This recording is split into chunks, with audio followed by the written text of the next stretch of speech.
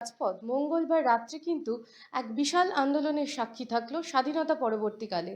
রাহুল গান্ধী, যিনি এখন লোকসভার বিরোধী দলনেতা, তিনি কিন্তু বেশ কিছু দাবি দাওয়া, অর্থাৎ যে ককরোচ জনতা পার্টির যে আন্দোলন চলছিল তাতে পুলিশের যে বর্বরোচিত যে লাঠিচার্জ এবং তার সাথে ধর্মেন্দ্র প্রধানের যে পদত্যাগ এবং তার সঙ্গে সঙ্গে যে নিট স্ক্যাম হয়েছে তার বিরুদ্ধে কিন্তু সরব হয়ে প্রধানমন্ত্রী নরেন্দ্র মোদীর যে বাসভবন রয়েছে তার সামনে লাগাতার অবস্থান বিক্ষোভ করছিল মঙ্গলবার দিনভর ধরে।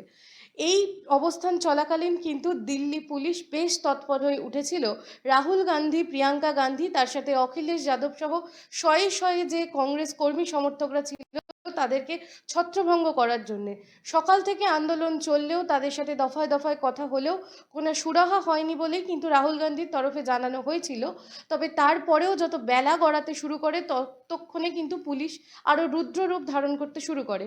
দেখা যায় যে শান্তিপূর্ণ আন্দোলনের ওপরও কিন্তু পুলিশের এক তীব্র আক্রমণ নেমে এসেছিল। রাহুল গান্ধী, যিনি কংগ্রেসের এখন মুখ হিসাবেই তাকে ধরা হয়, সেই রাহুল গান্ধীকেও কিন্তু টেনে হিঁচড়ে আক্রান্ত হয়েছেন তিনি, তাকে গাড়িতে তোলা হয়, প্রিয়াঙ্কা গান্ধীকে অ্যারেস্ট করা হয়।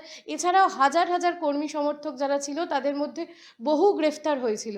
এছাড়াও কিন্তু ককরোচ জনতা পার্টির যে মুভমেন্ট চলছে তার থেকেও কিন্তু প্রত্যেক দিন শয়ে শয়ে পড়ুয়াদেরকে গ্রেফতার করা হচ্ছে। অর্থাৎ বোঝা যাচ্ছে যে আন্দোলন করতে গেলেই কিন্তু গণতন্ত্রের কণ্ঠরোধ করার এক চেষ্টা হচ্ছে। অর্থাৎ রাহুল গান্ধী সরাসরি অভিযোগ করেছিল যে 1930 সালে ব্রিটিশরা যেভাবে, যখন বিরোধী আন্দোলন, ব্রিটিশ সরকার থাকাকালীন যখন স্বাধীনতার আন্দোলন হচ্ছিল সেই সময় যেভাবে পুলিশ লাঠিচার্জ করত সেইভাবেই কিন্তু এই আন্দোলন ছত্রভঙ্গ করার চেষ্টা করছে।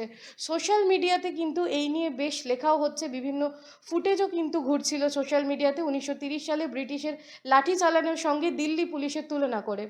অর্থাৎ রাহুল গান্ধীর শান্তিপূর্ণ আন্দোলনের ওপর যেভাবে দিল্লি পুলিশের আক্রমণ নেমে এসেছে তাতে কিন্তু বিভিন্ন রাজনৈতিক মহল থেকে তীব্র প্রতিবাদ এবং নিন্দা জানানো হয়েছে।